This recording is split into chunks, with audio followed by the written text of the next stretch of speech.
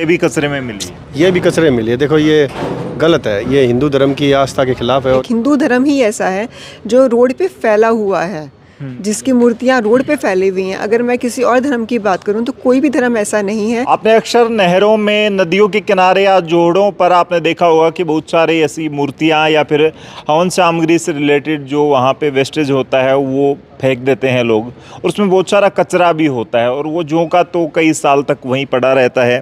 कई बार आम आदमी को जो थोड़ा सा समझदार होता है उसे गुस्सा भी आता है, किसी को समझाने की कोशिश करता है, तो दूसरे लोग उसको धर्म के नाम पर घेरने की कोशिश करते हैं।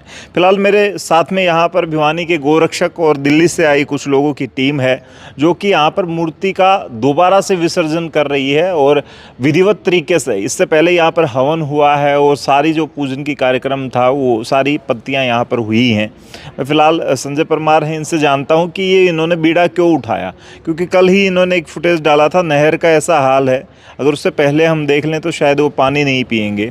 क्या कुछ कहेंगे, क्यों दिमाग में आया और कितने टाइम से कर रहे हैं, किस तरीके से विसर्जन होता है? देखिए ये तो एक हिंदू धर्म में जब ये एक आस्था होती है इसको एक विकृत रूप कर दिया गया है, तो दिल को काफ़ी दुख तो पहुँचता था। तो मैं दिल्ली गया था, हमारे भिवानी परिवार मैत्री संघ के राजेश चेतन जी हैं और उनकी टीम है, उनके प्रोग्राम में, तो उनको वहाँ पर वो ये प्रोग्राम करते थे, ये खंडित मूर्तियों का विसर्जन का काम जींद में आके करते थे। तो हमें उनके प्रोग्राम का पता लगा, वो दिल्ली की जितनी भी शहर की जो खंडित मूर्तियाँ थी उनको इकट्ठा करके और वो एक विसर्जन का काम इस तरह करते थे। तो हमने कहा क्यों ना भिवानी में शुरू करें। तो हमने राजेश चेतन जी और हमारी बहन पूजा है, पूजा बंसल जी, जो इस पर्यावरण समिति होती है भिवानी परिवार मैत्री संघ की, उनकी चेयरपर्सन है, तो हमने उनके साथ सलाह करके और भिवानी में ये प्रोग्राम शुरू किया और पिछले कई महीनों से हम भिवानी में कर रहे हैं। तो भिवानी में जितनी भी हम खंडित मूर्तियाँ वो सारी इकट्ठा कर लेते हैं और उधर से हमारे राजेश चेतन जी अपनी टीम के द्वारा दिल्ली की मूर्तियों को इकट्ठा कर लेते हैं और उनको एक दिन आके हम निश्चित करके और यहाँ पे कहीं भी कोई जगह करें विधिवत रूप से उसका निष्पादन करते हैं। अच्छा, ये जो मूर्तियाँ हैं या और चीज़ें हैं जो पूजा से जुड़ी हैं, इनको कलेक्ट कहाँ से करते हैं? लोग पर्सनली भी आके दे के जाते हैं, आप लोग भी अभी पर्सनली अभी दे के भी गए और वैसे भी हमारे पास कई बार आ जाते हैं। अधिकतर हम नहर के किनारे, पेड़ के नीचे और मंदिरों में टूटी हुई मूर्तियाँ हैं, ये जो तस्वीरें होती हैं ये टूटी फूटी, ये भी हम उठा लेते हैं और उठा के दिल्ली के संस्था के जो हमारी भिवानी परिवार मैत्री संघ आज के दिन है ना, कई तरह के जो समाज भलाई के कार्य हैं उनमें लगा हुआ है। तो हम भिवानी परिवार मैत्री संघ का मैं आजीवन सदस्य भी हूँ, तो इनकी भावना को मैं नमन करते हुए और इनके साथ मिलकर हमारे गोरक्षा दल को बड़ी खुशी होती है ये काम करके। और आज फिर से हमारे पास भिवानी परिवार मैत्री संघ की टीम आई है और ये काम कर रहे हैं हम। अच्छा, क्या कुछ कहेंगे, दिल्ली से आप लोग गाड़ी लेके आए हैं और गाड़ी में मैं इनसे भी बात करूंगा, क्या कुछ दिमाग में आया है किस तरीके से ये भी प्रोसेस हो सकता है? वैसे आम आदमी सोचता नहीं है और पढ़े लिखे लोग भी नदियों में या नहरों में ऐसे ही कचरा फैलाते नजर आते हैं। बिल्कुल ठीक बात है आपकी। ये हमारी बेटी है पूजा बंसल, ये सभी इसी की दिमाग की उपज है। तो जब हम गलियों से गुजरते हैं तो सब जगह मंदिर है और मंदिरों में और जितने दरख्त हैं हमारे, उनके पीपल के वृक्ष के नीचे खास तौर पे मूर्तियाँ होती हैं। तो एक विचार आया, फिर हमारी समिति ने इसको डिस्कस किया, तो ये किया गया कि इन सब मूर्तियों को एकत्रित करके और विधिवत जो अपना हिंदू धर्म की रीति रिवाज है उससे इसको निष्पादित किया जाए, तो तभी से हम ये काम कर रहे हैं। अच्छा, बहुत सारी चीज़ें पूजा जी लोग है ना परंपराओं को निभाते उनमें इतना परिवर्तन ले आते हैं कि वो जो कि तो रह ही नहीं पाती और उसका मीनिंग नहीं रह पाता। बहुत सारा हमारा धर्म जो है या फिर बुजुर्गों की जो परंपरा थी वो साइंटिफिक थी, लेकिन अब उनमें बहुत सारे बदलाव हो गए। जैसे कि मिट्टी की मूर्तियाँ पहले विसर्जन होता था उसका तो ज़्यादा इफेक्ट नहीं डालती थी, लेकिन आज के दिन ये प्लास्टिक की और कांच की चीज़ें, कोई नहर में नहाने उतर जाए शायद चुभ भी जाती होंगी, और भी बहुत सारी चीज़ें हैं जिससे प्रदूषण होता है। तो आप लोगों के दिमाग में कैसे आया कि ये भी हो सकता है प्रोसेस? क्योंकि लोग तो डरते हैं, जैसे टोना टोटका होता है उसके साइड से निकलने की कोशिश करते हैं, मूर्तियाँ हैं या फिर उनको दूर से ही टच नहीं करते। लोग सोचते हैं कि शायद कोई अपशगुन हो जाए या मैं कुछ गलत ना कर दूँ। बिल्कुल सही बात है, ये लोगों की दिमाग की उपज ही है कि हम लोग मूर्तियों को छूते नहीं हैं। जहाँ पर भी कहीं पे मूर्तियाँ पड़ी हुई होती हैं हम सोचते हैं हम इनको क्यों छुएं, और छूने से पहले तो हमें ये सोचना चाहिए कि हम वहाँ पे रखें ही क्यों। हर हिंदू मानव का ये धर्म बनता है कि वो अपने घर की खंडित मूर्तियों को स्वयं ही निष्पादन करे, चाहे वो जैसे भी करे। अब हमारा जो सिस्टम आ गया है कि हम नहर के अंदर मूर्तियाँ नहीं डाल सकते, क्योंकि पहले जो मूर्तियाँ थी मिट्टी की होती थी और उनकी वजह से प्रदूषण नहीं होता था पानी में। लेकिन अभी की जो मूर्तियाँ हैं उनकी वजह से प्रदूषण भी होता है, और क्योंकि वो मूर्तियाँ गलती नहीं हैं तो वो पैरों में चुभती भी हैं। तो इस वजह से अब हमें कुछ नए तरीके ढूंढने पड़ेंगे मूर्तियों का निष्पादन करने के लिए। तो हमने ये तरीका ढूंढा कि हम एक गड्ढा खोद के उसके अंदर हम मूर्तियाँ डालें और पानी डालकर उसको पैक कर दें, ताकि एक टाइम के बाद, कुछ टाइम के बाद वो मूर्तियाँ ऑटोमेटिकली वहीं पर मिट्टी से मिट्टी मिल जाएगी।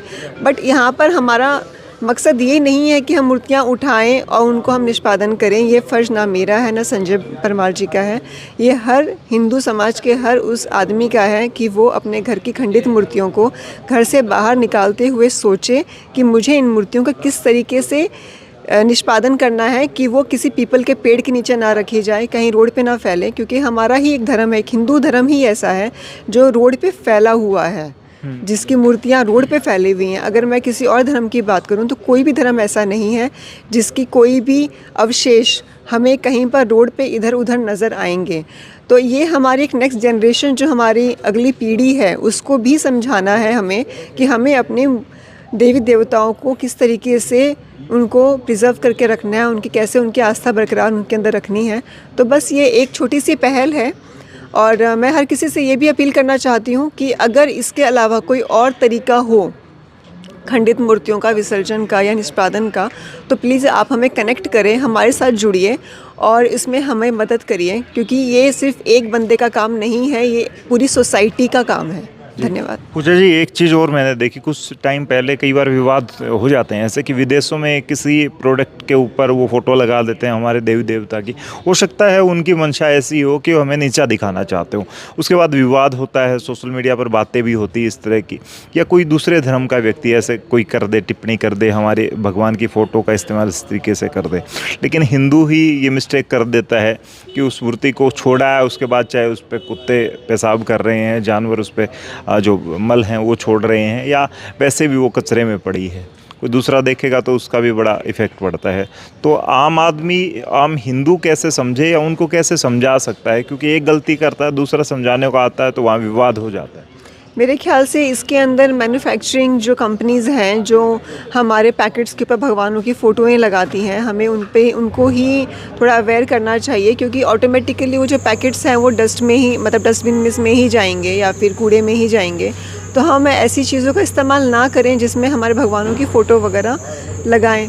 तो उनको ही हमें अवेयर करना पड़ेगा कि वो फ़ोटोज़ वगैरह ना लगाएं, ताकि वो आगे वाला प्रोसेस अपने आप रुक जाएगा। जी चलिए, ज़्यादा बातें हम नहीं करेंगे, सिर्फ आपको एक मैसेज देने के लिए हमने यहाँ पे शूट किया। बिलाल, मैं खड़ा हूँ भिवानी के लाठियावाला जोड़ में, और यहाँ पर आप देख सकते हैं, ये देखिए किस तरीके से, जिस श्रीमद् भगवत गीता की जो है वो आपने फिल्मों भी देखा होगा, जो कोर्ट में नहीं गए, कोर्ट में भी इसकी शपथ ली जाती है, और इसका इतना विश्वास होता है कि कोर्ट भी ये मानता है कि अगर इस पर हाथ रख दिया तो सच बोलेगा। लेकिन उसका निरादर आप देखिए, कितनी कॉस्ट भी रही होगी इसके, और ये भी कचरे में मिली है। ये भी कचरे में मिली है। देखो ये गलत है, ये हिंदू धर्म की आस्था के खिलाफ है, और ये हम इसका विरोध करते हैं। सभी से प्रार्थना करते हैं कि कृपया ऐसा ना करें। देखिए, अगर आप हिंदू धर्म में जन्म लिया है तो ये हमारे, देखो, आराध्य देव है, ये तो हमारा सब कुछ है, ऐसा ना करें।